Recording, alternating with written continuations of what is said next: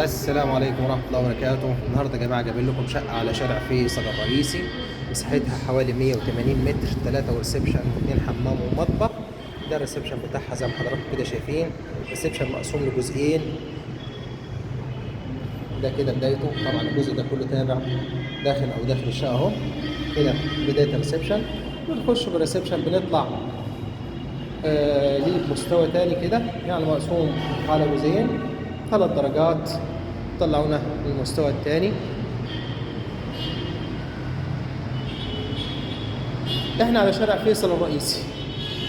ده موجود عندي بلكونه على الشارع، وده الريسبشن من الاتجاه الثاني.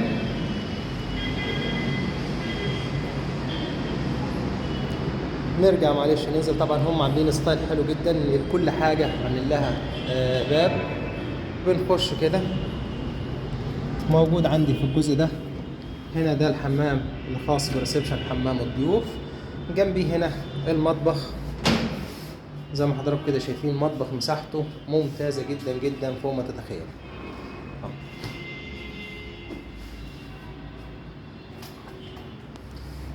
ومتشطب تشطيب كويس. الشقة دي كمان جاية يا جماعة بسعر حلو جدا جدا فوق ما تتخيل. هنا الباب ده بتاع أوضة بتخش لها من هنا لو في عندي ضيف، يا إما بنطلع كده، وبنطلع كده للريسبشن مرة كمان، نطلع للمستوى الثاني. طبعا البلكونة معانا هي على شارع فيصل. الجزء ده في الطرقة معمول له ستايل زي ما حضراتكم كده شايفين، دي الطرقة الداخلية. يبقى كده احنا ايه، لو في ضيف او في اي حاجة ما جرحناش الطرقة بتاعتنا بالباب المروحة المعمول عندنا. هنا دي أول أوضة موجودة عندنا على الشارع، والبلكونة وليها باب كمان على البلكونة الثانية. الأوض بتاعتها زي ما حضراتكم شايفين مساحات ممتازة خالص. هنا موجودة الأوضة الوحيدة عندنا على المنور اللي احنا كنا موجودين وقلنا ليها باب هناك اهو، يعني الباب ده عايز تقفله اقفله، عايز تخليه براحتك يعني. ده الأوضة الثانية. نكمل هنا، دي الأوضة الثالثة موجودة عندنا على الشارع.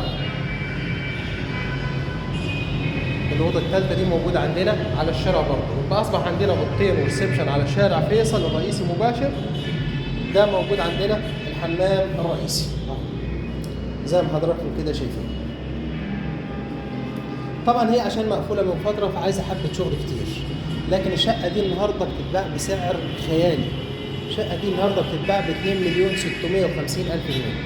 2,650,000 انت بتاخدها اكنك خدتها على الطوب الاحمر. عايز تفور الشغل ده بتفوره، عايز تخليه بتخليه، عايز تعمل حبه جبسون بورد والبلاط بتاعها شكله شيك حلو خالص يعني كويس مش وحش، تعمل لها حبه جبسون بورد تبقى حاجه شياكه. والبرج هنا فيه 2 اسانسير شغال، في غاز طبيعي، في عداد كهرباء قديم.